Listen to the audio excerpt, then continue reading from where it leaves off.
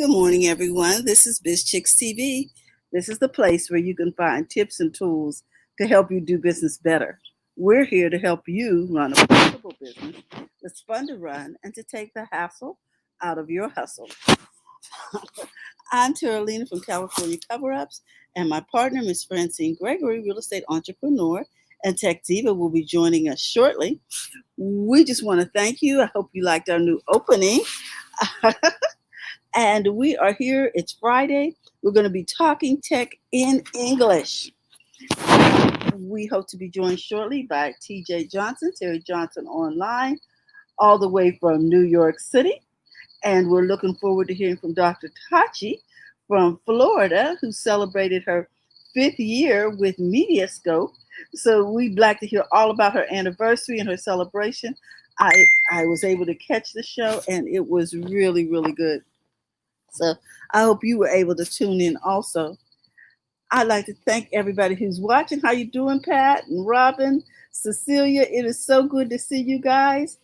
I would type, but it's hard to type and talk at the same time. So if you guys could just give a wave out to each other, I would really, really appreciate it because we are nothing without you. So we know we like to get started with this week in tech. So I'm going to share a couple of items. Oh, here comes Francine now. A couple of items from This Week in Tech. And when she gets on, we'll hear all about it. Meanwhile, while we are waiting for her to join us, we are going to, I have a couple of articles here that I just wanted to see if I could get to come up here. And one of them is all about how Amazon is launching this new tech venture.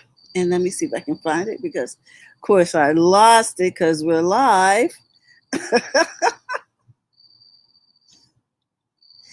But in the meantime, let me say this about what's going on in tech. One of the things that's happening is, have you noticed that a lot of conferences are being postponed? One of them is the Consumer Electronics Convention that takes place in Las Vegas. You know, it actually is hosted to. Oh, okay. Well, let me hold on a second. Seems like I didn't send the link to TJ. So give me a minute, guys. I'm going to send that out. Wow.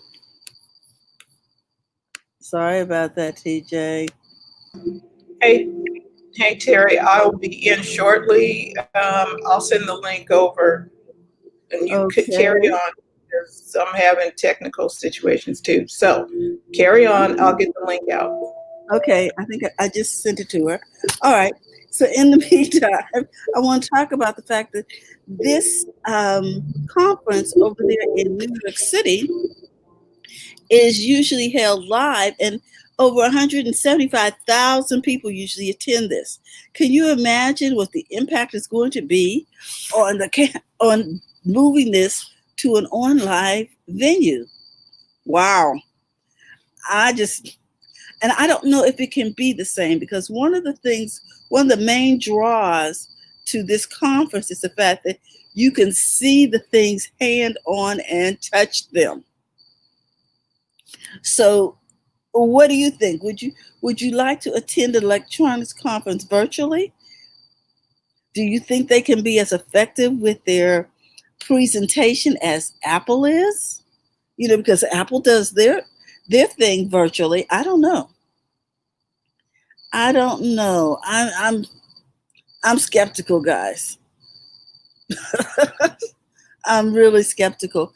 In the meantime, let me see if I can pull up um, this article. I wanted you to know that Amazon is about to launch three over 3,000 satellites, small satellites.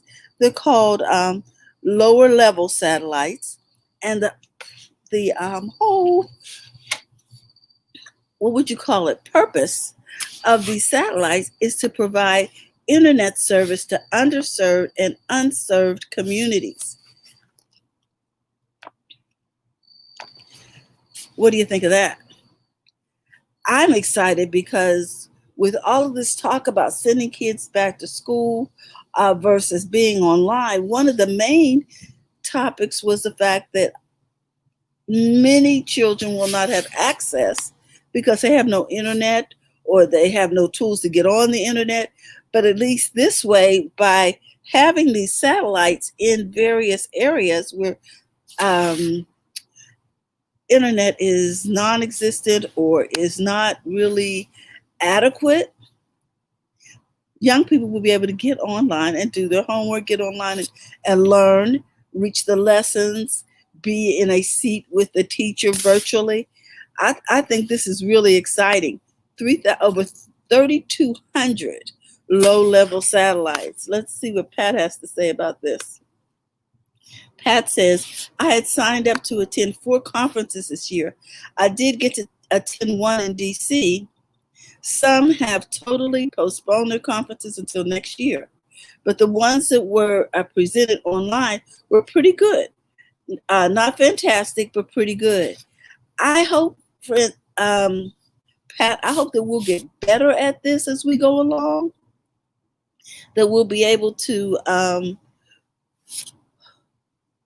engage the customer in such a way that they'll want to stay in the conference and want to be a part of it and see what's new. Now, if they have someone maybe guiding us from place to place on these virtual conferences, I can see where that could be pretty engaging.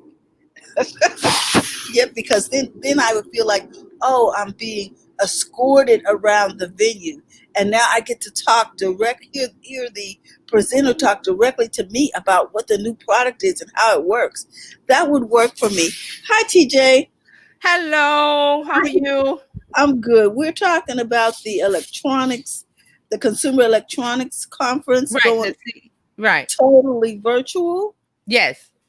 Yes, and I was saying I don't know how that's going to translate, because one of the fun things about that Consumer Electronics Convention is the fact that you get to touch stuff and go around and watch it live, being demonstrated live. And I don't know how that's going to translate. But right. Pat was saying she went to a couple of conferences this year, and several of them were pretty good virtually. Yeah, I mean, they really don't have a choice, do they? Do we? We really don't have a choice. Right. And so my hope is that they will do such a fantastic job in producing the conference that we'll be totally engaged and want to stay. Right. We might not want to take off work for 3 days just to sit in front of our computer, but if we know what the agenda is, we can actually tune in for specific things. Well, I mean, yeah, like I said, this is a crazy time. Things are just upended. We don't know what to do, so they really don't have a choice, and it's either do that or don't have it. Those are the choices. Either don't have the conference or the event, or do it virtually. Do or die. Huh? So it's gonna be what it's gonna be. So I will bring up, though, the BET Awards this year was virtual, and they really knocked it out the box. The BET, what was the award show? The award show that they just had last month.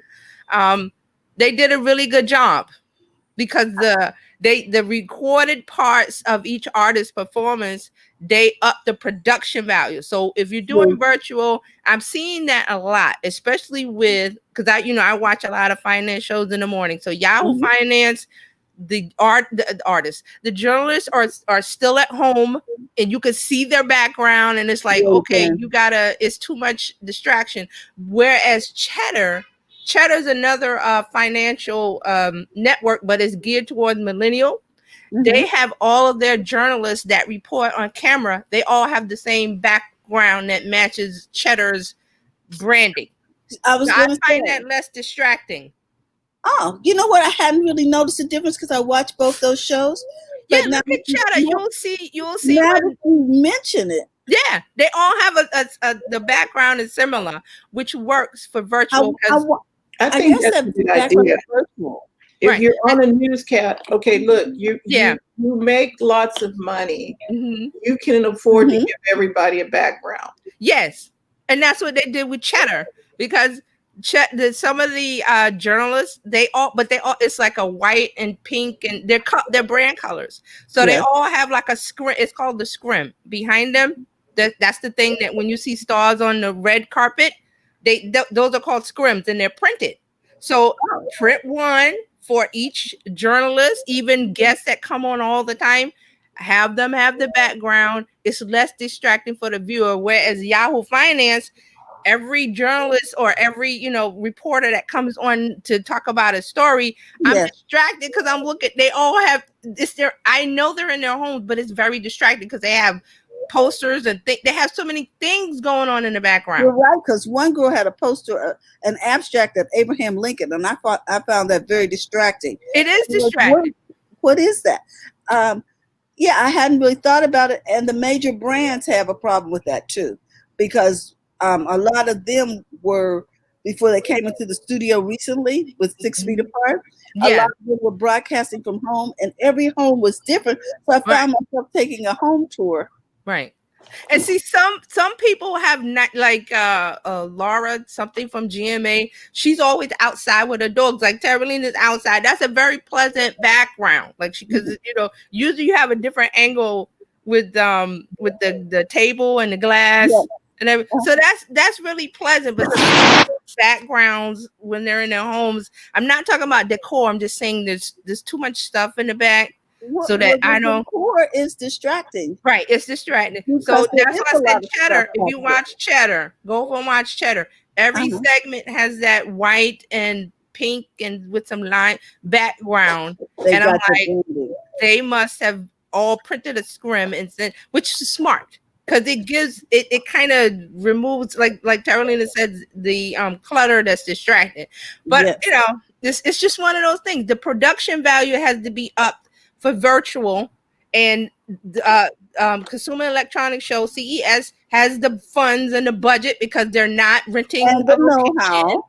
Right, they're not renting a location. They don't have to pay the event people to do this and that. So they have that money. Print some scrims or make production sets. Have a small amount of people on it, and it can look. It can engage us. That's the key. I'm gonna bring up Mario Armstrong.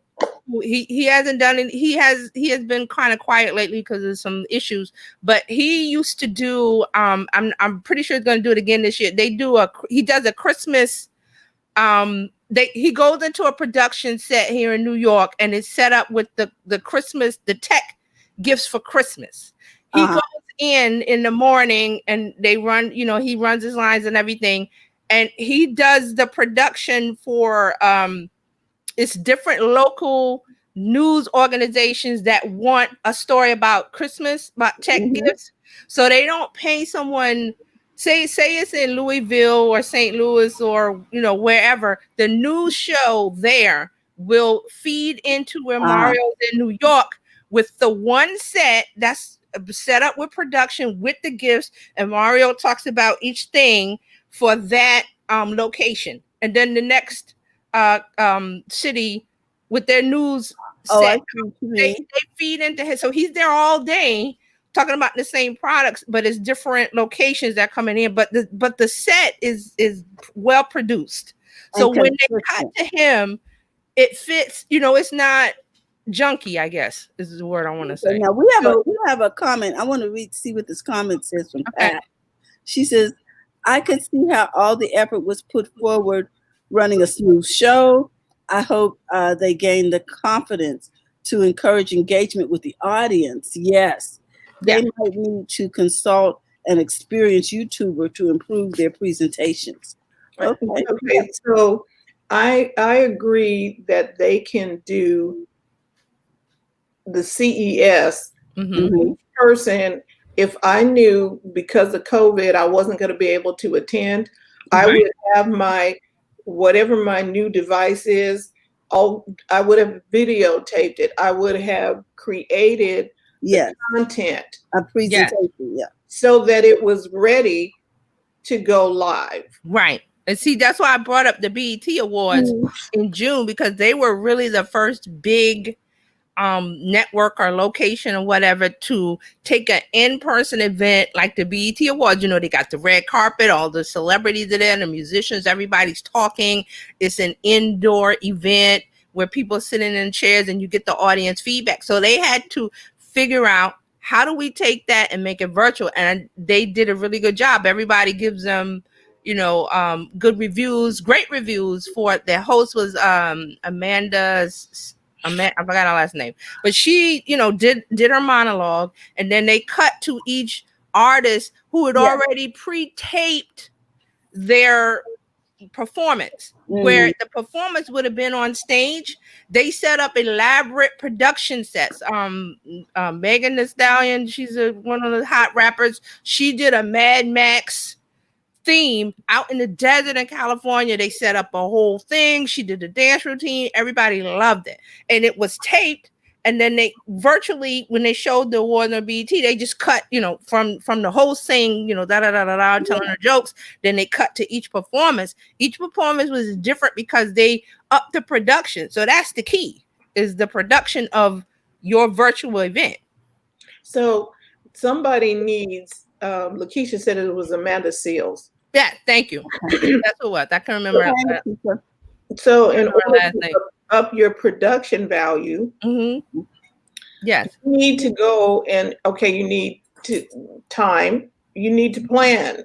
They have, and they have the time, right? Yeah, so, yes. BET comes up every year. The CES comes up every year. Yep. COVID started in March. Yeah. It is now July. Okay, Apple did their WWDC virtual. Yes. Yes. Okay, they did it. They still talked about all of the new things that are happening with the different software. Not software. The different devices, and also the new operating system and things that are going. They still talked about all of that as though they were right there in Steve Jobs Center. They were, but each person came into the studio and shot their segment. Right. So they pre-planned it. So this is where, so COVID ain't gonna stop the show for people that pre-plan. And you should plan. Also have a budget, up your production. Apple certainly has the budget. CES definitely has the budget because they don't have to pay for that location in Las Vegas, the big exhibit hall. They don't have to pay the people that run the logistics of you go here, you go there. They don't have to pay the people to put up the sets as much as if they would say, okay, we're going to take it to a smaller scale, but we're going to up the production quality. We're going to have this kind of set, that kind of set, and it's going to be eye-pleasing to the people watching to keep them going. Because, see, that's the key. Even like we're here on StreamYard, so we got to do things to keep people talking, because it's us talking with a set. You know, we're sitting in a set location. We're not moving around. It's not Hollywood movie, whatever. So you have to do that with the message and the content, right? So with the CES show, they got the content because we want to know what's the new tech toys that's coming up. So they have to do they got to swivel to QVC style. Yes, that's what they got to do.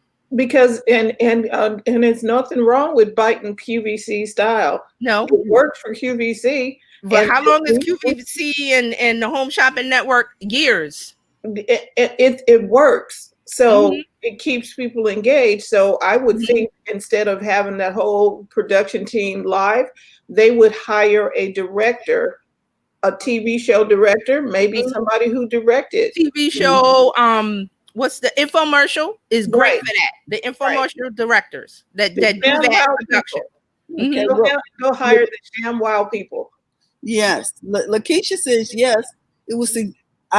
It was suggested to level up our production in our lives at Zoom, etc. Right, because see now we're getting out of the in March it was like, oh, Zoom, everybody's so excited to get on and da, da, da. Now we're setting in the Zoom fatigue where people like they're telling people to use the green screen in Zoom, go into a white background, remove all the stuff because it's distracting when you're having a Zoom meeting and you're looking at whatever. And also, I mean, I know some people can't control it, but their kids are coming in or their dogs or their cats, but that's the natural part of being home. But you can plan for that. You can, set your kids up and say, listen, for 30 minutes, mom or daddy has to do a Zoom, and you go in there and give them coloring or whatever. You put the pet in the bathroom and shut the door, wherever outside, just for that time, because it's being kind to the people that are in the Zoom meeting with you. So pretty much we're saying amateur hour is over? Yeah, for Zoom, yeah. Because they got the green screen feature in Zoom. And like Lakeisha said, they're suggesting it. They're suggesting that you level. So pretty much you can leveling up, taking your online to a different level. Yeah, and see who's good at has a show all about this.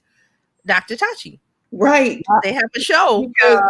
You can see now my background might be different next week. No, but see, your background is great. Terralina's is great. It's like, we're seeing a set. Right. What I'm saying is that you now need to come in correct. Yes. That's all we're saying. Right. If you're going to be doing live, before it was okay if you can stumble in. Okay, you always have to be camera ready. Mm-hmm. That never changes. You can't stumble in pajamas and a robe and hair curlers. Kerry Washington came in with her pajamas, but she's a celebrity, but she came on. Pajamas were probably silk. They were silk. Yes, they were silk, and they. Robin said, "Oh, Kerry, are you here in your pajamas?" And she said, "Yeah." She polled her Instagram followers and asked them in a story, like, should she wear pajamas? They said yes. So she put on a nice pair of silk designer with the, she looked, and she had her makeup done. She wasn't overly Hollywood makeup, but she had her makeup on. So that's another thing. Like Lakeisha, hey, this is how you should come on for a Zoom, or this is how. Tips for that. People need it. The key says we had time to adjust, and now she says, it's time, girl. And Jill Bernard said it's $1,000 silk PJ. Probably, yeah. Probably $1,000, but she's a Hollywood celebrity. She looked really nice. Pat is asking about do we remember Sleep Scope? Yes. And Blab. I do, and I remember people on Blab and coming on in their bed and at night, yes, yeah, they just laying in the bed talking. I'm like, yeah, not a good. That was hilarious. So because the platform has given us better tools, we should be learning the tools that are given. So you're doing lives. You should know everything you need to know about Zoom or streaming. Yeah, there's a progression. I mean, we started Zoom in March, and now it is almost August. So naturally, I'm glad that Lakeisha said that, because they're, companies are suggesting that the employees, they're making Zoom rules. Oh, Zoom in rules. other words, don't come in the conference room looking crazy. Yeah. Yeah, I mean, and some people can't control their background, so that's why they put the green screen in, and you can buy it. We bought one it was like $80 on Amazon, which was okay. Look, Terry bought a screen that has a picture of New York. The one, I remember that. Yeah, if you got a bunch of stuff in the back of the room, put the screen behind you and that works. Go for it. And the green screen we have is foldable. Some people who are really serious about their live streaming, they paint their walls green. They have the scrim, the floor to ceiling scrim, which is just a fabric that's green. And they have people do different production sets. So that's why I was saying Dr. Tachi and her Oh, producer yeah, Curtis I did Brooks, this they have a yesterday. show. Okay. That's the show talk about. Yes, They talk about I'm sending it now, Terry. Okay. yeah, they talk about live. They talk about lights. They talk about productions that are all for live streaming. So that's their show. What is the name of it? It's not Let's Live Stream. Live stream now. I think that's it. I got the graphic in my head. I can't remember what's written on the graphic. So right now, all of us who have been doing this for a while, we are in prime location to help teach somebody else how to do this. And yes, Dr. Tachi will be in here in just a second. Okay, so you can tell us the the title. I can't remember. And there she is. There she is. Hey, beautiful. Hello. Hello. Be more. You're muted. Yeah, hold on a second. I'm sorry. I got two things going on. I hear you. So the whole thing is that now it's time to be better. To be more, better, more. Be more. Say it. Be more. Yes. Tachi, we were talking about your other show. You have so many shows, wonderful shows. You have a show with Curtis. Curtis is about live streaming production. It's called. What's the name of it? And you have to do the jazz hands with it. And we're live. So it's kind of that riff off of "And We're Live" in 5, 4, 3, that. So that's where it came from. So it's called "And We're Live." Yeah, because we were talking about production. The CES is going virtual, and I was saying that it can be successful, like the BET Awards, if they up the production of everything that they're showing virtually. And so I was saying that you had the show that talked about how people can, the lights in the background and the set and the production. Yeah, and I'm really excited that CES is going virtual because part of the thing is in that part of the year, there are so many conferences that, one right after the other. So South by Southwest happens. Well, CES happens in January. Then you've got also NatP happens in January. You've got some things in February. March comes South by Southwest. April comes NAB. And I can never, because I always do NAB, I can never also then do CES because I know I'm like, okay, I'm not rich. I can't go to Vegas twice. So I'm happy for one that CES is going to be online because I'm going to be able to see some stuff. Yeah. And there's no excuse for not having the conferences where the people stand up and talk to you. Okay. None. There's no reason why that cannot be pre-produced and people do their presentation. Because we had to do, so we had our FCMI meeting was virtual. The whole thing was virtual. So they did the pre-show. They did the actual workshops, were all pre-recorded. And it took some doing because it was a full production, Dr. Tachi. It was, standing by in 5, 4, 3, 2. And we had to do that, edit it, put all of the lower third stuff on there. But the nighttime sessions were live. Coming up, and you had to go, and cue music, cue lights, and it worked. Oh, it works exceedingly well. And I really think that is the future of some of these conferences. And, to some extent, this has already been happening. You look at Apple with their events, you look at the PlayStation, Sony PlayStation events, the Xbox, all of these tech events that have been already happening virtually, although partially in person. There were, mostly members of the media, etc. there. But other than that, it's been happening virtually. So they were already ready for this type of thing. They were poised to do this type of thing, sans people. So I think this is really, it's so much cheaper. Yeah. We can already think. Yeah. And I already see that. So NAB was virtual this year and it was great. It was fantastic. They do an NAB show in New York, usually in November. That's probably going to be virtual again. They're planning for in person at the Javits Center, but I don't think so. So I don't think that's happening. It's No, not happening. I don't think so either. Lakeisha says Zoom has had plenty time to catch up with the masses on there, and she likes StreamYard. And she said even her Zoom classes outside today, the instructor said, come cute with anything other than workout clothes because we will be live. See, they're the Zoom rules. People are setting them. So maybe she means her Zumba class is going to be outside. And then what's Mark say? Because I Mark like conferences where I don't have to wear pants. You should be anyway. And I want to say, Tati, you did an excellent job with your 5th anniversary show. Oh, yes. Replay. Thank you. You guys have to watch it. I watched the replay. I'm like, this is good. Yeah. She had like some stars on there and everything. Yep.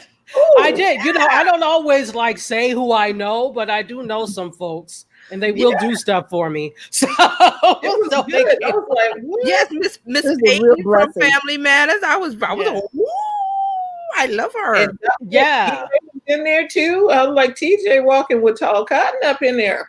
Say that. Yes. Yes, but I was just so happy that you all watched and TJ that you were able to come on, and I was like, now how the hell we're going to do this? Whatever, we're going to make it work. All 30 of you are going to come in shifts, so it worked. And you did a good job. And, Thank you. I just want to say kudos to Curtis. Oh yes, I know y'all fired him a couple of times the other night. man in the background running the show. Oh, he gets fired every week. I think that's an on-guard running joke. So I'm just saying, Curtis, you're good. It is. Levock is always the person that fires Curtis. And so I was like, oh, perfect. You could be here in person to fire him. So he gets fired every week. And then Mark Ward came in bearing gifts. Yes, a used wooden spoon. I don't know what it was with people in the used gifts. Bobby Shadow gave me. He brought. Yes, I brought a 5. Number 5 candle. He said yes, it was for my son's 5th birthday. I was like, can anybody give me something new? What's with these recycled gifts? Yes, chopped liver. I am, but no, it was. I had so much fun. And then the after party was loads of fun. After we did a Zoom after party, we attempted to broadcast it on Periscope, but we were having issues. So we said, whatever, let's just go and do straight Zoom. So it worked. Good. Cool. And so we are telling anybody who's watching this live and on the replay, you too can go live and do it well. Yep. There's no excuse. There's really no excuse. You have the right lighting. And today we were talking about what's happening in your background, making sure that's straight. The Zoom rules. The Zoom rules. They cover all platforms. Yeah, the fascination with Zoom has worn off from March, and now people are saying, okay, this is what you have to do if you're coming into a Zoom meeting.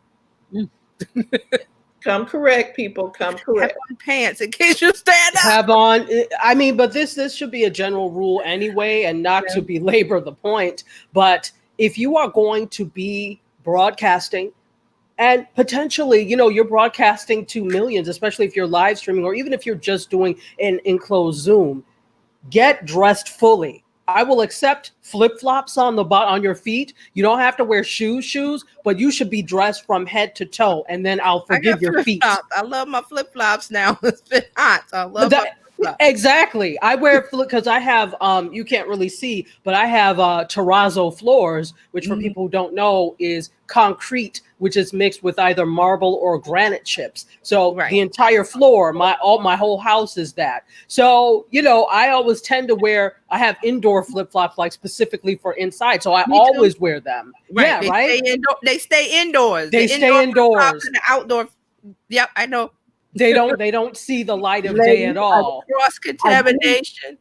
I do want to encourage you that if you're wearing a lot of flip-flops, please find something with an arch, because we're not going out a lot, and so we're not putting on shoes to elevate our feet, which means that we are not stretching that tendon in the back, and it can really cause you some issues. So just those of you who are watching at home, make sure you switch out every now and then, or put on a pair of wedges from time to time if you're confined to the house and you've been using flip flops with no arches in them or whatever.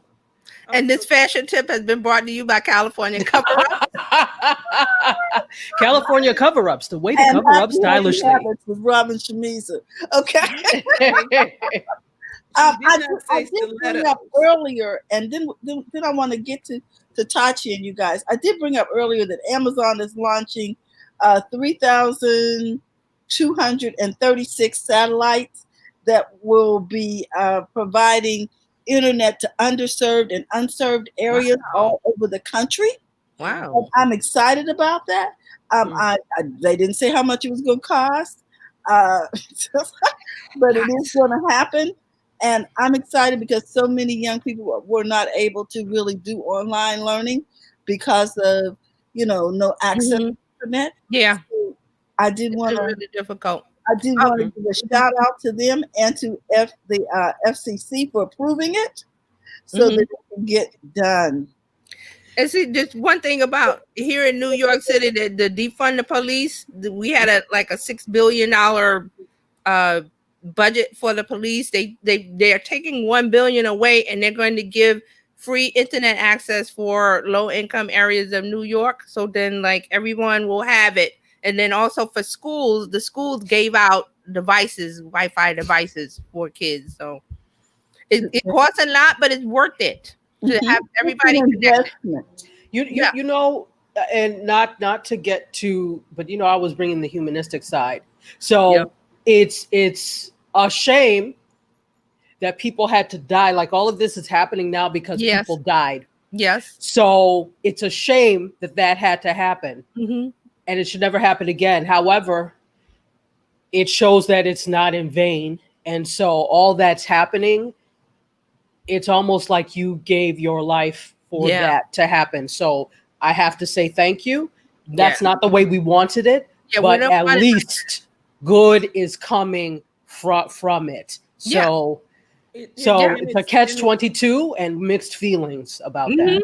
I agree. More than just one area of life that is happening because of one sacrifice. Do you understand? Because internet is coming, people are being more aware. There are different segments of society that have been changed because of this one incident. I don't want to interrupt, but I was reading a story this week, or was it last week, about there's certain areas of the country, United States, they don't have running water. They still don't have running water in indoor plumbing. Yeah. I saw a special CBS reservations. That's it. Mm-hmm. And places in Virginia, they don't have water. Yeah, they don't have water. And Flint, Michigan. Remember Flint, Michigan, with the water problem there. So those are things that you would think we would all have. Right. There's no indoor plumbing. What? Well, and then, okay, because you know how they always talk about, Sorry, Francine, you're a little low. Just in case you don't know, your sound is a little low. Is that better? Yeah, there we go. Okay, because I decided to use a mic today. A lot of times, the different things that are happening, and one thing caused a ripple effect all over. That one thing, like the people who are in Virginia that don't have water, it's almost like in the Bible, it talks about going into all the world where where people haven't heard, right? Well, how do you, so the people in Virginia and on the other reservations and stuff, we never knew because we didn't have the communication didn't tell us that there was a problem over there. Right. Now we can find out stuff because somebody that's over there can now have a way of talking back to the rest of, hey, y'all, these people over here don't have no water. And it gets out to a far greater amount of people than before when it was just one person trying to say, hey, and these people need help. Unfiltered. Yes. So that's what I wanted to talk about. But now, can we go on to make sure we get in social media and media? Okay, let me take a couple of these comments over here. Yes. Lakeisha, when you were talking about getting dressed, Yes. Mhm. I know you wasn't talking about stilettos, but okay. Yeah. Lakeisha says she gets dressed fully. And Ariana says, yes, no outdoor shoes in the house. Totes agree. Mhm. And This is important. she says it's important because of kids that don't have internet. Talking Right. about those satellites. Yeah. Yeah. Yeah. And then Brenna says she always dresses. Ariana, her daughter, says it's a must. Her boys are another story. Funny. That's funny. The boys are another story. Okay, TJ, what's happening in the world of social media? Oh, lots. I know. That's why I said, let me just yield this floor. Lots. Okay, so I'm going to start with a little story first. So Twitter has announced that they're going to censor links that promote hateful speech. So they made a tweet. They announced that accounts that frequently tweet links featuring hateful conduct may also be potentially suspended. So they're saying that one, hateful conduct and violence are now linked content categories that we may block. Two, accounts dedicated to sharing those type of links may be suspended. So they're starting to look at the links. They're looking at the type of text and tweets and what you say, the content, if it's hate speech, and now they're looking at if you're sharing links that go to these sites, they're going to ban you. Okay. All right. Okay, so that's Twitter. Twitter has a little thing. Instagram tests letting people run their own personal fundraisers. Because in Facebook, you can when it's your birthday, you can say, "Hey, I'm having a fundraiser," and you attach it, and the charity or the fund of your choice, people can donate to it for your birthday. So they're saying that Instagram is going to let you do that on Instagram. So what you're going to do is you edit your profile, tap Add Fundraiser, and then select Raise Money. You'll then have to categorize the fundraiser, add details, select a photo to use, and then enter your payment information through Stripe. I guess they're only using Stripe. The fundraiser will be up for review through Instagram before it goes live. Fundraisers will last 30 days from when they go live, although they can be extended as many times as you want. You have to be 18 years old.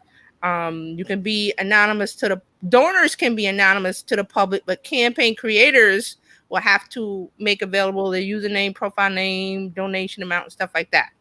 So they're adding that little feature in Instagram too. Okay, that's a good point right there, TJ, because this past week, my sister and somebody else said, do you have a new profile? Because they said, they were asking, I was asking them to sign up for something for them to get paid for something. I was like, no, that was not me. And having the fundraiser portion of that makes it legit. That's going to probably cut down on a lot of that erroneous scamming. Yes, lots of scamming going on. Mark has a Twitter comment, which I think is relevant. Mark said, well, Twitter is a start, just a start. Can we apply the same standards to all users? I'm not singling out anyone, but P.S. Can we get an edit button? Yes, I wanted to bring that comment because people want an edit button. Yes, Twitter has a hate speech problem. They have a privacy issue. They have, the bullying. They need to fix that. But they seem to be giving out little things like, here's a little crumb, here's a little crumb. And Mark says, no, we want the edit button. So do we want the edit button? Some people do, some people don't. Because also, you remember, for him, the 45, his tweets are going into the public record, into not the Library of Congress. It's going somewhere. Like it's archival and stored. So do we want him to edit his tweets when all in things that he's saying that is stirring up the issue, so we can have for history, for archival purposes, to say this tweet stands on its own? Maybe that's a good question. Because maybe there should be a rule that if it's the governmental, yes, if it's a government account, you don't get to edit. Well, yeah, because his tweets are going I don't know if it's a library, they're going somewhere for archival purpose, for history purposes, say this president said X, Y, Z. So everything he tweets is a record, is on the record. And I don't think he should be able to edit them and go back. Oh, I said this when I was president. Let me go back. No. He does enough verbal editing with that's not what I meant. So the tweets are being stored as they are, which I think we should, even though they're incendiary and they cause a lot. I don't even want to say problems. More than problems. I agree. That should be the original text.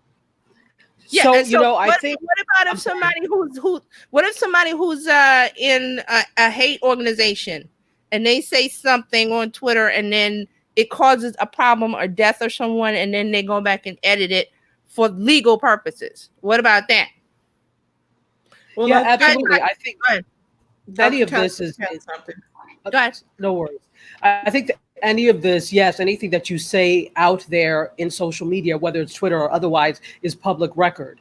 I think that the people who were really, it's a requested thing. And I don't think there was malicious intent behind it. It's like, okay, well, now if I do something and I spell it wrong, I have to remove it and then put it back out. So that was the thought. But then there's the other end of that people who are really intending to do harm and who don't think before they tweet can then go back and say, no, but I said this, that's not what I said.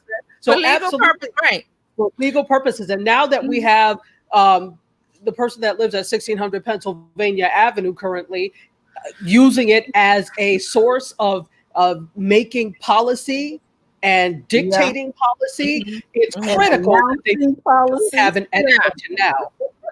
They can't do it now. And the funny thing is, though, on July 2nd, they actually did tease this. And I remember reading it, so I went to look it up. And they said, Twitter said, we will put an edit button when everyone wears a mask. So, all the responses were like, well, forget that then. So, yeah, that's why I'm bringing up the examples. Like, would you want his tweet to be edited? No, absolutely not. They must stand as they are, even though they're hateful and incendiary and all those horrible things. We need it for public record of history of this person when we make the call, the case to go legal and say these things were said. Because I'll give you an example. Lizzo took a tweet from a person and she made that a song lyric. So there was a whole outcry that this person had already tweeted it like a couple years before she used it. So she had to pay that person royalties or what, because she used that information. Now, what if Lizzo had gone and edited her tweet and said, well, I didn't take it, or I didn't, that kind of thing. So that's what I'm saying. We're on a line with the edit button. And then Dr. Tachi says they're not going to do it anyway. So here's the thing. Isn't there a recorded history? Maybe you do edit, but then there's a archive. Archive. Yeah, all the tweets are archived. So that, you really can't say you didn't do it, because we can go back and look at the archive of the edit. Right. But the resources that it takes to go back and say the person who currently lives in the White House goes back and changes everything, because there is the edit feature. To go back and and get all the history, the archives of what was said would be an astronomical task. So I think for now, leave it as it is, because there are already too many players who would go back and say, because nobody stands on what the hell they, all these people are, then you backtrack. No, stand in what you said before. Don't backtrack now. So that's a way of them backtracking, basically, and erasing. So, and we can edit over on some things on YouTube. Facebook, I know you can go back in there and edit what you said or what you wanted to say. I just don't know. And it's only because this one person is using Twitter that we have to now stick with delete that tweet and put it back. Right. You know what they say, laws are for honest people, because this break them anyway. So. Yes. Okay, so ladies, we got this thing going on with the Twitter thing. What else is happening? So, Facebook. What can we say? We love them. Okay. Yeah. Okay. She said a question at the end. Love them. We love them. So we had the tech antitrust hearings on Wednesday with the government. Facebook, Google, Apple, Amazon, all the CEOs were called before Congress and asked. Really? And we've been here before. Now here's a little. You missed that, friend. They were all up there on Capitol Hill. I didn't watch. I watched a couple of things. I watched about 2 seconds, and I said, "Okay, I'm done." We've been here before, but see what came out of this is that the mind of Zuckerberg and the kernel that came out was that Facebook's new slogan: copying is faster than innovating. So Facebook has been called out for what we all knew they were doing: copying, stealing, buying from Snapchat, PayPal, a couple others. Okay, but they brought out the emails where that was the discussion. Instead of innovating and creating what they did, let's just buy them. Okay, so here's the thing. Facebook is doing this since day one, since he founded Facebook. Yeah. He was using somebody else's code, right? Yeah. Oh, okay. So what he started with, he's still doing. And it's successful. And some people actually develop this stuff hoping to be bought out. Yes. Right. Okay. So you know what though? Go ahead. Go ahead, Chachi. Go ahead. Oh, I thought Fran was going to ask a question. Oh, I didn't want to interrupt. Oh no, go ahead. Oh, okay. So I watched. There was I can't remember. I have to look before we go and see where I saw, because I wasn't going to sit there and watch these hearings. No way. But what I did was there was, I don't think it was The Verge. Maybe it was The Verge that had a very it was CNET, had a very comprehensive video of highlights of the entire thing and went through everybody. So in the clip of the highlight, and I watched the entire thing, and it gave a good overview of what was happening. It's on YouTube. If you go to CNET's YouTube, they talked to Zuckerberg was talking about, so they asked, okay, so here's let me just say, here's the problem.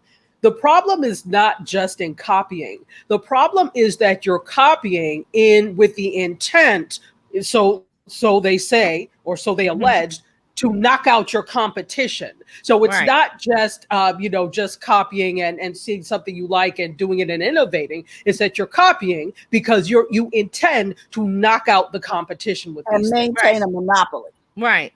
Correct. And maintain your stronghold on this. Therefore, it's not free enterprise. It is not open competition. That's where the problem is. So it's this whole antitrust thing. This is where the problem comes. Well, the real problem comes in that the people asking the questions do not have any tech knowledge. Oh, they don't understand no the ramifications. They don't understand the interaction. I didn't watch. And it's a mess. You should have seen. They asked, I can't remember which senator, a Republican senator from, I can't remember what state, but you could tell he went to school with Methuselah. He was absolutely clueless. He asked a question, and I can't remember the question, and Zuckerberg said, well, I think what you're referring to is Twitter. How are you going to have a hearing? Let me say this in vernacular. How are you going to have a hearing and you don't know, you haven't done the research to know what's what? And then you're vehemently, well, didn't you ever and Facebook? That's how they sound. I'm laughing. That's how they sound. You're off my lawn. That's exactly what the hell they do. All of you that are, and this is no disrespect to age, because I think there's wisdom that comes with it. But when you are so set in your position that you think you have it, that you don't take the time to go and research and understand what the hell you're having a hearing on, it's time for you to step down, sir. Okay. It's time for you to step down. You need help. See, Terralina and I will tell you that's how government works. There's a bunch of people in charge that know. I was going to say something. I know what you're I'm going to say, Jack. Yeah, they need to listen to the people they hired. Yeah, because they just don't get it. Yeah. And okay, Mark says some of the people on Twitter can't find their flip phone, can't find Twitter on the flip phone. I don't know why it can't fit, because you can't have apps on your phone, sir. Okay. So that's what it's time for these guys to go. I mean, AOC is in. I can't remember her name. I call her AOC. They call her AOC. Some of the younger and I read a story on Reuters. I forgot. Reuters. Reuters that there are more Black women entering the congressional races, that they're entering into. We're going to run for this seat. We're going to run. So that's encouraging. That the government that we're looking at changing government on kind of a local and a not the president level, because every 4 years everybody gets excited about the presidential race, and I've always said it's your local races, your governor, your mayor, your sheriff, and the judges and everything in your local Those area. are More important than the president. Critically. Yeah, okay, but your local government is more important in your daily life. Okay, so my question that I was going to ask is, why are they having this hearing in the midst of COVID and some other stuff? Because it's a distraction. It is a distraction. That's all it is. It distracts from what is actually happening. And did anything get resolved? No. Will anything get resolved? No. No. We still don't know if kids are going back to school, if they're going to help people with unemployment, people trying to eat, people trying to stay alive. They're making people talk about the internet. Okay, whatever. Parents sign COVID waivers in Arizona. If you send your kid to school, you cannot sue the school system or the government or anybody. Then my kid then you just won't be going to school, son. I'm not signing it. But I just saw what would you call it? A news segment where the teacher said, "You know what? I'm just going to retire." Yeah, I saw that she retired. She said, "I'm not going back." You know, I love y'all, but I'm not willing to die for you. She actually said, "I'm not willing to die for them." She said that. I love them. And I told you that. I told you that the people in critical services with institutional knowledge are not going to go through that if the person next to them is not even willing to wear a mask. It's like, thank you, Mark. I'm willing to come to work, but you know what? Boo Boo wants to come without a mask, and I'm not doing it. And see, here's the thing. Go ahead. Sorry. No, go ahead. No, I was just going to point. Mark put the story about the Black women running in numbers are increasing. So thank you, Mark. That's what I was saying. But go ahead. Thank you. No, that's awesome. So, there's also the thing of kids will be kids. You are sending them back to school where, especially in some school systems, you have a high ratio of children to the teacher. And so you're going to sell. I saw this on the thing the other day. Somebody wrote this on Facebook. It's like, all right, so you're going to send your child back to school with a Paw Patrol mask. They're going to come back with a Spider-Man mask because they made a trade, and then everybody's going to have COVID. So that's the thing. They do those things. They touch the true. That is so true. Yes. I can remember sending my daughter to school with two new pencils. She came home with a Barbie doll. I'm like, whoa. See? Exactly. But that's what they do. I like your mask better. That's what they do. And they don't have the understanding that that type of stuff really spread. They don't. You can tell them, but no, that's what they're going to do. So to mitigate the risk, let me be quiet. Yeah, one of the suggestions. How about all the masks that are going to end up in the lost and found? I mean, we're talking grade school kids. They can't throw them away. My thinking that they keep trying to send kids back to school is because funding. If butts are not in seats at school, then the money is the money that they need the money if they're not physically in school. Exactly. So actually, it would help the budget if the kids were not at school, because now we're not having to. They can take. Do you understand what I'm saying? How about we take that money and give it to the parents who had to stay at home, right? Because they had to be home with the kids. The home, or take that money and provide them with the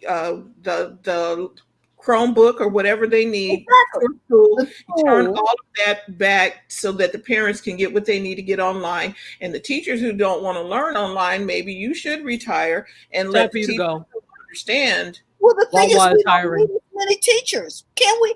I talked about this 10 years ago. Can we have one master teacher and facilitators in the classroom? If you got someone who can get that message across where everybody understands it, can we use her? Okay. And the rest of it, facilitate and help. Yes, that's a lovely idea, but let me tell you why that won't happen. Because money. Do you I don't have the statistics specifically, but I can hasten to say that schools of education at different colleges and universities are among the most populated beyond like medical, pre-med and that type of thing, because that's where the money is made. So colleges and universities are not going to make money if you're not there to get your degree. So of course you're going to encourage people to continue. But I mean, let's be clear, we have way too many of a lot of different things.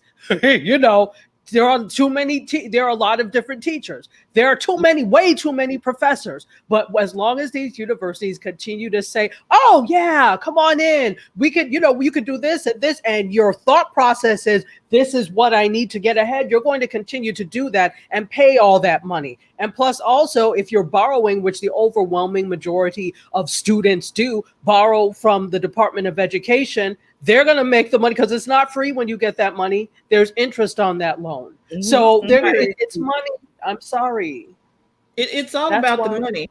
Lakeisha says, mine have distant learning, her children mine have distant learning problem is that they're taking money from those schools that are not going, the people that are not going back. Right. And they still need the money. Yeah. Yeah. They still need the money. And then Mark says it's all about the appearance of normalcy so that the economy can return to normal, meaning getting people back to work, no matter the cost to health or life. Anything is if it has a possibility to lift corporate America and the stock market. Yes, that's what they're putting above, our life is, the stock market and the economy must. Then Brenna says, the teachers need to feed their families too. The admin needs to take a reduction. They need to receive what the teachers get. Admins get more in our district than our teachers. Our district is a revolving door for teachers getting their credentials, and they leave for better paying positions. I would like to say this. I was going to take a course offered by UC Davis. UC Davis is a very prestigious college or university here in California, up the road. So they have this online class that they offered, and it popped up on Facebook or something as an ad. And it was all about social media or digital marketing. It was a digital marketing class. And I'm sending this to you, TJ, because you can get paid, seriously. So they wanted you, they had the whole thing laid out, a nice, colorful PDF telling you all the things that you're going to learn. Yes. And they proceeded to say, okay, so you should apply so that we can see, if you're a fit for the class and blah, blah, blah. And all this stuff. I can learn all this stuff online, but okay, let me just go through. You know how much that class was? $19.99. 4 easy payments of $19.99. $95. How much? $6,995. $7,000. What? For one class. One class, 18 weeks. And I was like, am I getting a degree from this? Exactly. No, I'm not getting a degree. We will help you we'll give you a mentor for the 18 weeks so that you can get a job in that industry. I was like. And the thing is, here's the kicker. Instructors, they're not seeing a lot of that money. No. So if it's this is the thing. Usually what happens is they may get somebody who's like an adjunct instructor, to teach that class specifically, not like a full-time faculty member. So they'll get an instructor to teach that class. The maximum I've seen anybody get for, adjuncting is about $4,000 per class. Wow. So for 18 weeks, you're teaching for $4,000. Wow. And Maybe 45, maybe 5,000. Let me be generous because that's California. Maybe 5,000 per class. But then you have all these people who have registered. Yeah. At $7,000 per pop. Oh, and then they said we have payment plans for I'm you. sure they do. You can pay part of it down, $1,000 down, and we will give you a discount. And then you can pay the other off, or you can chunk it up into 3, or you can get this. You can get a Sallie Mae loan. I said, I am not getting a student loan. Let me start working on my. Now that I know that people, there's 6,000. I'm like, let me start doing my stuff. Come on, really, people? 6. Okay. You don't even know how many people are in the class. I mean, they could have 100 people in the class. Yes, exactly. And they probably would cap it at a certain rate because you also need to be able to give good feedback. And if an instructor has too many, then that's hard to do. But it depends on how they structured it. But the reality is that any of us are more poised to teach a lot, some of these things because we actually do it. Because we did actually do it. So you can do it, develop it, and then the things that universities have behind them is marketing, the name and marketing. That's the biggest thing. So when you do a class yourself, the onus of the marketing and getting people to take the class is on you, right? Yep.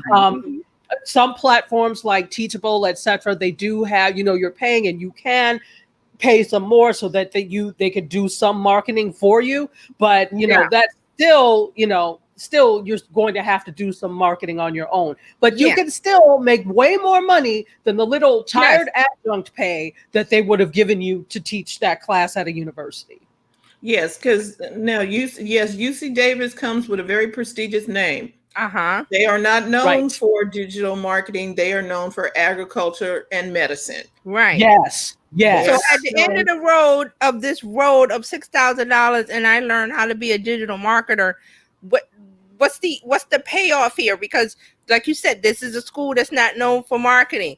Really, I'm gonna tell you, digital marketing, you don't have to go to school. It's all online. Everything. It's just the fact that you have to pick and choose who you're going to follow. And I talked about that. Who do you follow that you trust their information? Like I like Mark Schaefer because he's an actual professor at Rutgers. He's been in business for years. He has a blog. He talks about everything that comes out of his mouth. I trust just about for marketing because he has the experience and the knowledge, and he's worked for IBM and Dell, and all of that is on his website. So guess what? He bought a website. The website you can spend $100 and do what Mark did and write with the knowledge but you have to have the knowledge. So am I getting the knowledge out of the 6,000? Okay, so I would go to either him or Seth Godin. Yeah, Seth is another great one. Seth is good. Seth Godin is excellent as well. Yeah. Also, people that you can follow, and it's the same thing. It's not the same, but I'm just saying they like Dr. Chachi said, they've been in the trenches. They work for corporations and they've done the work. So I don't know. I think. I'm sorry. Go ahead. Go ahead. I think that the thing is, like you said, UC Davis is a prestigious research institution, and we have been taught that prestige equals better. Mm-hmm. We've been taught that. Society teaches us this. Look at all the hubbub that goes around Ivy League. The latest thing now is that Harvard is doing these, like these executive MBAs and these types of things that are aimed at, that are aimed at people that want, it's like extended learning. So they're certificate programs. But let you tell it, these people, I went to Harvard. No, you didn't. You were in a certificate program. You were not admitted to the university. You were admitted to a certificate program there. So people want that prestige of, I went to Harvard. But when you look at it behind, again, as somebody who has been a member of the academy for a long time, we all know how these Ivy Leagues roll, and it started to come out with that scandal. So it's not that they are the best of the best, not at all. I would put some community colleges up against them any day, because you know you have to work 10 times harder to get to that level. So, you know, it's just a question of us wanting the prestige of saying that we went to this school, Harvard, to that school, and when at the end of the day, they're not that special. Let me tell you, you heard Dr. Chitachi Egwu telling you today, they're not that special. They are not. They are not that special. You heard it right there from someone who knows. And I've taught at a lot of different types of institutions, from HBCUs to top 10 universities. So they're not that special. I'd sign up with TJ for the class. Absolutely. I would get to work on it. Then I'm hearing this $6,000. I'm like, wait a minute here. You're like, wait a minute. Wait a minute. Full stop. What? I'm on it. Like, I am not giving you that for that. And then Mark said, did the class come with a new computer, smartphone, and massage therapist? No, Mark, it did not. But pass the class, you get a free UC Davis pencil. Wow. $6,000 pencil. Yeah, I think Mark had another comment. He said, for years, I trained graduates of all of the Ivy League schools at some very well-known, huge organizations. It changed my entire perception. Not all that, trust me. Listen, Dr. Tachi has said before about you working with students and the knowledge and the level they have, and you know, all of that. She said it before, so she's the expert on this. And it's like, okay, and then Mark says you see the end result of them going in and what they're coming out with. There's an expectation, and again, I know I'm belaboring the point, so this will be my last on it. There's an expectation that because you have gone to XYZ school that you have a certain level of knowledge, but I think that can be counterproductive to some students that are there as well, because there are some students that, you know, let's be frank, and Neil and Bob, I don't know why they said Frank, but let's be frank, the actual reason that some people are there and are admitted, there are a lot of legacies that are there. Okay.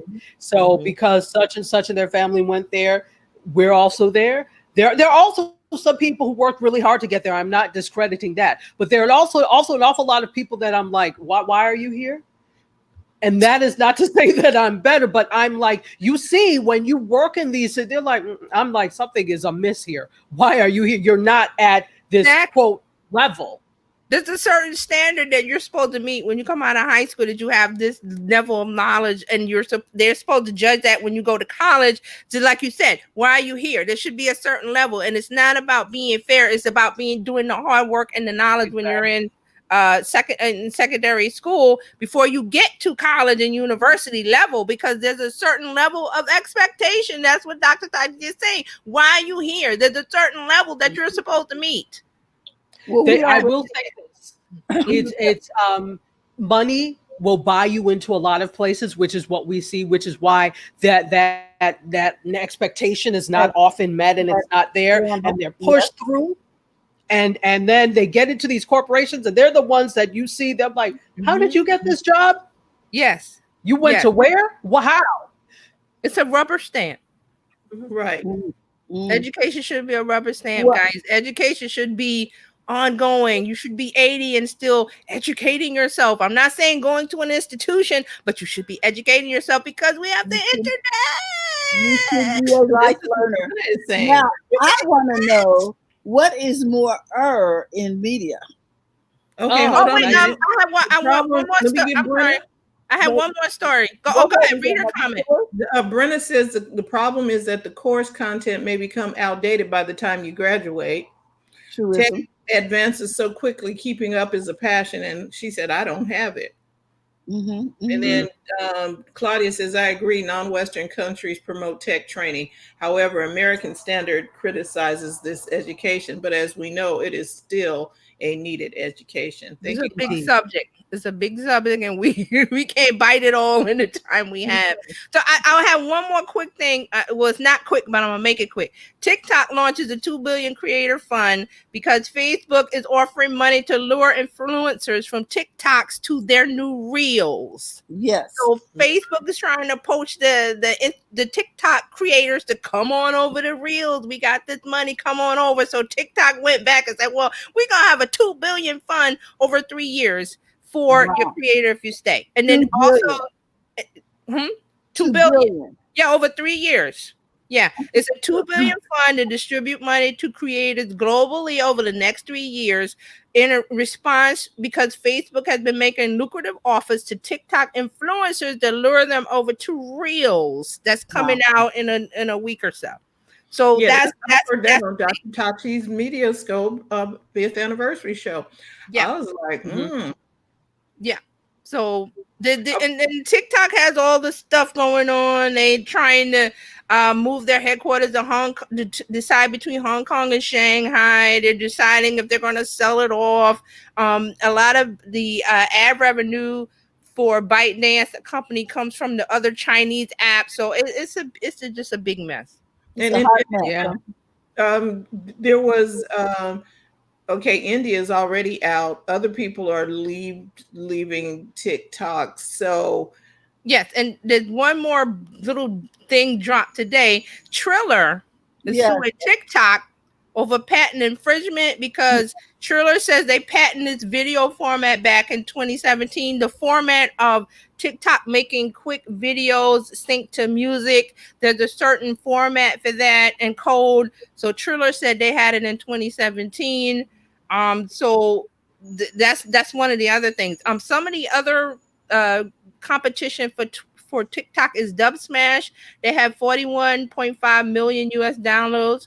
Lomo Tiff, Likey, and Byte. They also have a piece of the pie of trying to get this quick video creation with music and dancing and all of the transitions in it. So that's what's going on also with TikTok. I'm just gonna go back to Byte because it used to be owned by Twitter, and I'm like, and Twitter had it when it was Vine.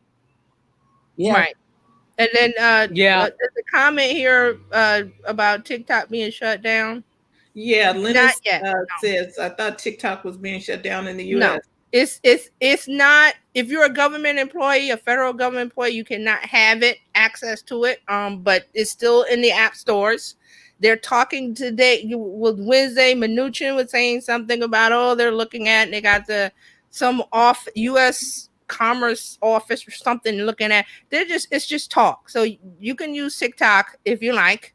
But they are making moves with their CEO. He had some things to say, but I don't want to get into it because we need to move on to media. So TikTok is just a big mess of ingredients that just watch what comes out of the pot after we cook it. So. That song came up in my head. Yeah. So TikTok is going to be big news. They're trying to figure out the path forward because there's money involved and there's government involved and this and that. So, like I said, that could be a bigger thing, but I want to just give you that little bite. So, $2 billion is not chump change, right? So just watch the space. There's more to come. I'll say that. Okay, so we're going to be more What is that? We're gonna be more We're gonna be more Okay, so speaking of quick bites, as Terry just said, I want to talk Quibi really quickly. So Quibi, despite the fact that it is not, Quibi. Yeah. I forgot all about them. Go ahead. Me too. As soon as my thing ended and we did all our reviews of the show, I was like, cancel. Had my 3 months, my free 3 months. So despite the fact that it's not like doing super well, there has been a bright spot. We know that the Emmy nominations just happened and they have been nominated. 10 of their shows have Emmy nominations. Really? 10. Yeah. Okay. Go Quibi. 10 for short form content. Yes. So I'll tell you some of them. So they have 10 nominations. They took home 8 of the nominations in the actor and actress categories for short form. So let's see. For outstanding comedy or drama with a series, Most Dangerous Game and Reno 911. I'm not surprised about Reno 911 because it was hugely popular when it was on the air anyway. So I'm not surprised that it's doing well, rebooted on Quibi. Also, nominees include Lawrence Fishburne, Stephen James, and Jasmine Cephas Jones for Free Rayshawn, which is produced by Antoine Fuqua. Christoph Waltz for Most Dangerous Game, Corey Hawkins for Survive, Anna Kendrick for Dummy, and I'll save my thoughts on that. Corey Hawkins for Survive, Caitlin Olsen for Flipped, and Carrie Kenny Silver for Reno 911. So they've got some critical acclaim. So this means, go ahead. No, I was just gonna say real quick that Kevin Hart, I saw his little ad. I saw his ad too. Or he got a Quibi show coming up. Absolutely. And also Marseille Martin from Blackish has a show coming on Quibi as well. Oh, yeah. I didn't watch that. Might. Yeah. So despite the fact that, I am not, from what I've seen so far on Quibi, there are some shows that are like I told you guys, that are okay, and some that are like, let's end this today.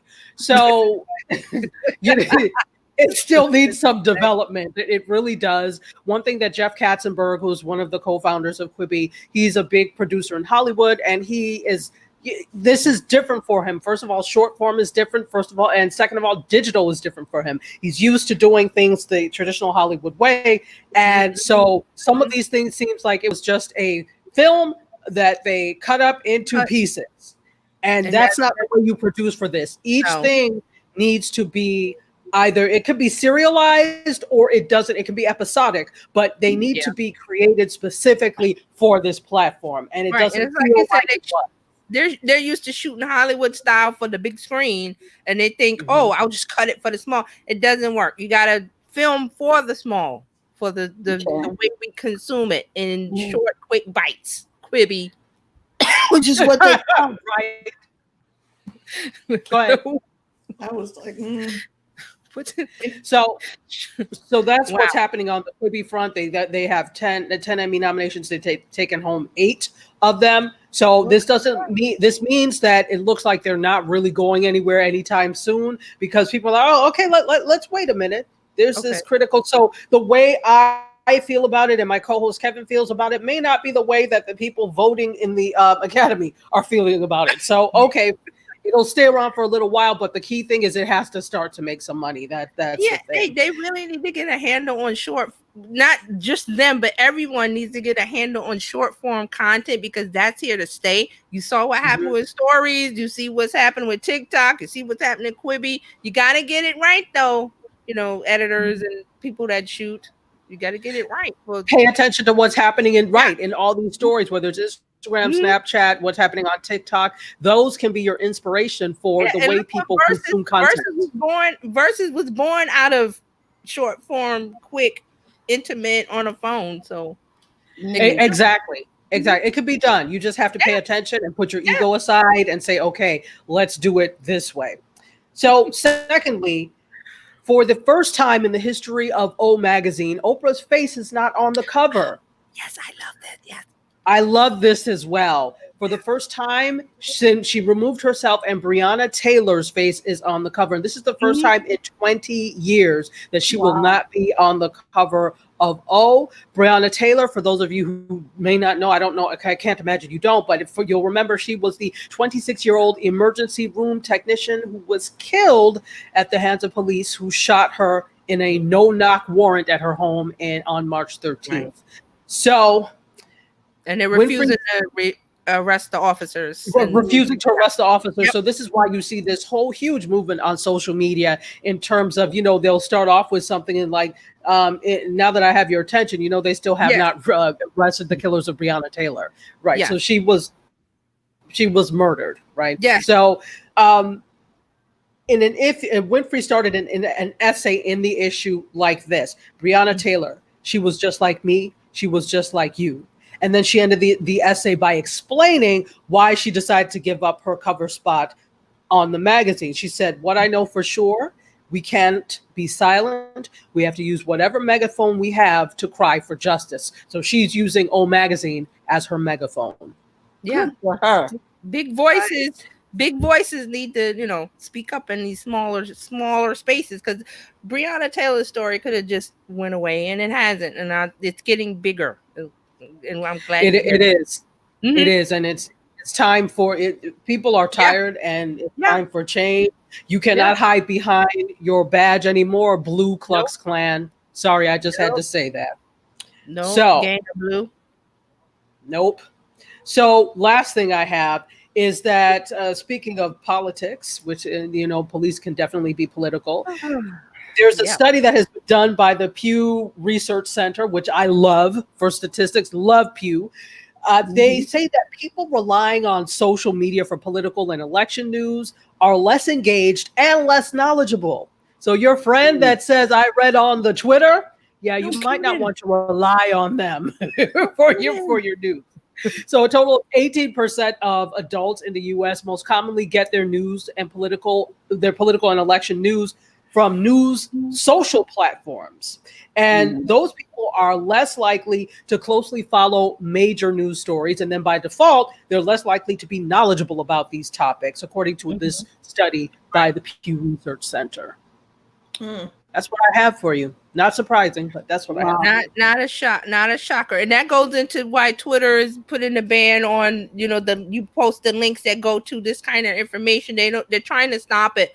There are groups of people that are saying this is censorship. It's not. It's trying to stamp out, like that video of the doctors that was posted about that whole thing. It was removed. So the other group is saying, "Oh, that's censorship." No, it's not. The website was taken down for this organization. I can't remember the name of it. It was a bunch of doctors saying that the whatever that was, right?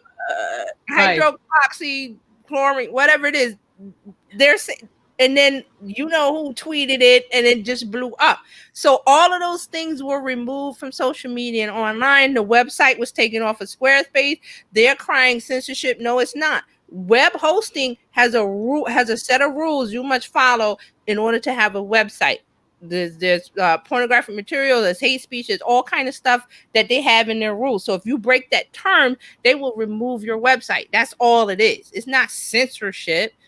These are our rules. If you want to go with Squarespace, you must not talk about these certain things that we listed, because it's our servers. And it is a private space. Right. Private space. You can't come in my house talking all sorts of nonsense. You're going in Squarespace's house. It may be your site. You may be paying for it. But guess how much they would be under under scrutiny if something happened because of what you put up. They would go after Squarespace too. So they're like, not today. So every web hosting company has rules about what you can put on, because it's their servers. You're actually putting files on their servers. So they have rules. They have to abide by the government rules. They have their own private rules. They don't want hate speech. They don't want this. They don't want piracy sites. It's a list when you sign up. So when you break that, they delete your stuff off of their servers, and your website is no more. So it's not censorship, people. It is common sense. I like it. Common sense. And Mark Ward says, and Oprah has a new show launching this week on Apple TV. Yeah. I talked to people that never heard of Breonna, and she's insulted and saddened, so she shares what she knows. Good job. Yeah, that's what we need to do. Share the information that is factual. I won't say it must be factual. That is factual. It must be nice to just be.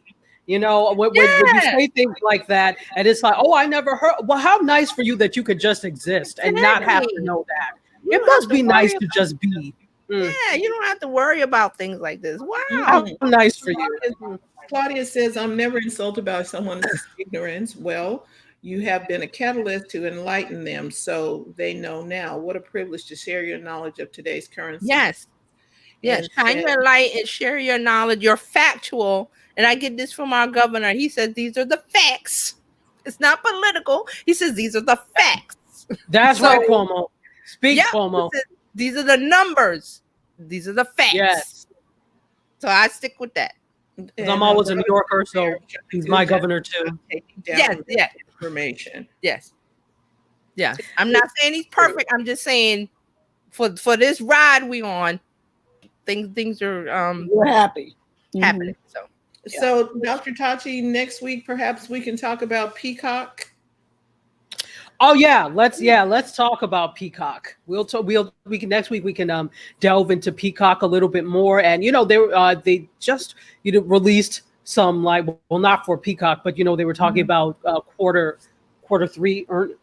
two earnings. So and there was an article I saw. So absolutely we can talk about Peacock, and they just launched a couple of weeks ago.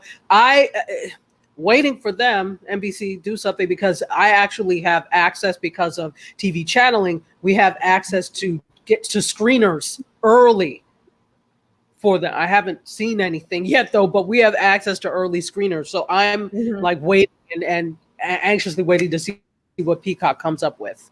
Right, because I have Xfinity, and with my Wi-Fi, they gave me Flex, which is like a Roku or Roku or Amazon Fire Stick or Apple TV. It's a same type of little thing. You plug it into your TV. I was like, okay, y'all can give it to me for free. Let's just see. And they came with Peacock Premium. Wow. So, okay. Right. Well, Peacock is free. You can pick up Peacock on different. I don't know if they've made the deals yet with it, because for Fire Stick and Roku, they were still in negotiations. So I don't know if it is there yet, but it is free. You can pick it up on one of these over-the-top devices. But premium, you got it with your Xfinity, right? So So yeah, I'd like to talk about that. I'm going to see what's on there, because right now I'm like, okay. Really not. Yeah, so next week will be a Peacock week. No worries. Yeah, let's talk about it next week. I have it, and I have some opinions. So we'll talk. Okay. This is gonna be good. Let's talk about it next week. Yeah. All Peacock all the time. That's too funny. Okay, ladies, I want to thank everybody for tuning in.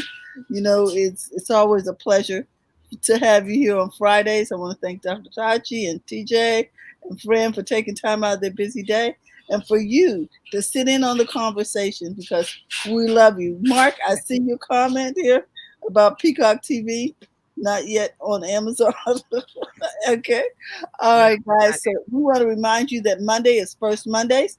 Don't forget to tune in. We'll be doing our virtual event. In the meantime, don't forget to go to the front of your own line, and we'll see you here Monday for coffee, tea, thoughts, and conversations. Bye-bye.